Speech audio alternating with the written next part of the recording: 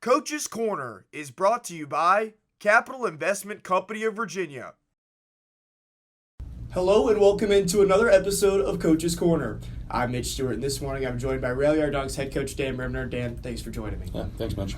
So Dan, we've reached the halfway point in the regular season, 28 down, 28 more to go. Obviously it has to feel pretty good to be in first place, but I'm a little more curious to find out maybe one spot that you feel like you're really satisfied with, maybe exceeding expectations with the group, and then also what's kind of one big focal point for you guys heading into the second half of this season to improve upon?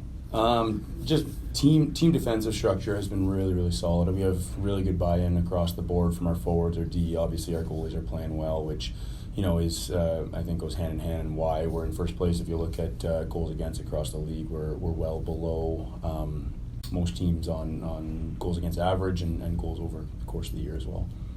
And then one thing I think that has been really strong with the Dawgs, especially in these last couple weekends against Fayetteville in particular, Roanoke goes down for a little bit, maybe doesn't get their best start, but the team just continues to battle. And 9 of your 19 wins this year, you guys have trailed at some point and have come back to end up winning the game. What can you say for your group as far as their willingness to continue to compete and continue to fight late in those games? Yeah, it's a super promising stat to see that we continue to work and come back. You look at last year, and we absolutely had a powerful team up front. We were putting up numbers, but there was games that we had leads that we saw kind of diminish and lose, and then end up losing those games. And this year, regardless whether we're up early or down, it seems like we play consistent for that 60 minutes. And like you just said, even last weekend, down 1-0, down 2-1, going in the third 2-2, both games, and then finding a way to not only lock it down on our end, but also find a way to put one in. And I'm really excited about that for this group. So Nick Ford has had a really good start to this season, putting up a lot of points, but maybe not in the way that we necessarily expected him to at the start of the year. It's been a lot more about creating offense, getting a lot more assists, but he showed he still has that pure goal scorer trait to him in his back pocket this weekend. 2 pretty awesome goals that he scored down in Fayetteville. How would you assess his performance so far through the first half of the season for Roanoke?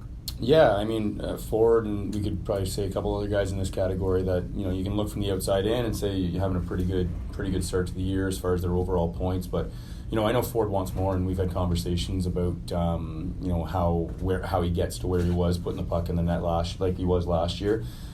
This weekend was a great step towards that, and it's awesome to have these guys that are having good years so far, and they're so hungry. They're looking at it like not really satisfied with the first half of the year, and really to see what they can do if they push through the next 28 games. So I'm excited to see how he continues to step up his game. You were able to get CJ Stubbs back from the injured reserve this past weekend, and going back to before he was on the IR and now this past weekend in Fayetteville, 8-game point streak for him here for the Rail Yard Dawgs. How important is it as you head into this really tough stretch of a lot of games and a little bit of time to have a player of his caliber back into the lineup? Stubbs all year has been playing the best hockey we've seen him play in Roanoke, and we've really taken a focus on his health and making sure that his body is in great condition when he is playing, and if not, we're making sure we're getting him the proper rest, and it showed this weekend. I mean, he's so dominant when it comes to puck possession, and he creates opportunities for himself, but guys love to play with him too because of that puck protection, and he owns it, and he finds opportunity for his teammates too. So yeah, I was just talking to him. We did power play practice today a bit, and he's just such a calming presence. It's like we can be scrambled all over the place. He seems to get the puck and just be able to settle the group down and get us into where we need to be. So it's huge to have him back, and then looking forward to having a healthy second half with him. You get Spencer Kennedy into the team this week from Portage College in Alberta. Just curious to kind of find out what the process was behind finding him, getting him here to Roanoke, and maybe what we could expect from the big 6'6" forward. Yeah, an agent reached out, and I've been slowly kind of looking to see if we can get some more size. We're a very fast, very talented group, but always if you can add some size to that mix, it's always a good thing. And reached out and said he had this kid that might be interested in, he might be leaving school at the term, so kind of followed up on it, and it resulted in him getting down here earlier this week. He's impressed for a big guy. You look at it on paper, 6'6". You don't, you can look at numbers and see how he's done. But pretty impressive as far as how he moves and handles a puck actually too. So I'm excited to see him in game situation and see how that hockey IQ clicks.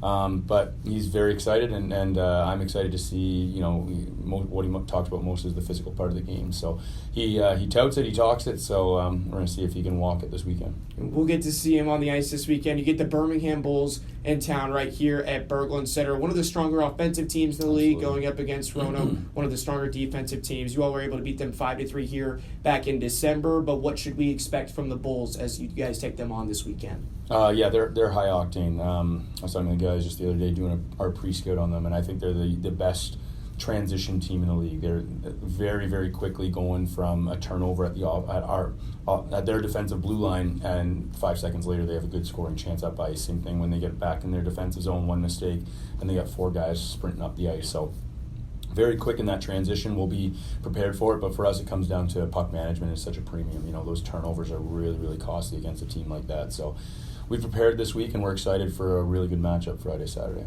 Well, Dan, hopefully the second half of the season brings more of what the first half did. Thanks for joining me. Thanks, Mitch. That's going to do it for this episode of Coach's Corner. The Rail Yard Dogs at home this weekend against the Birmingham Bulls, Friday night and Saturday night, 7:05 each evening. Friday night, the Diesel 500 game, and then Teenage Mutant Ninja Turtles night coming to the Star City on Saturday. Thanks so much for joining us, and have a great rest of your day.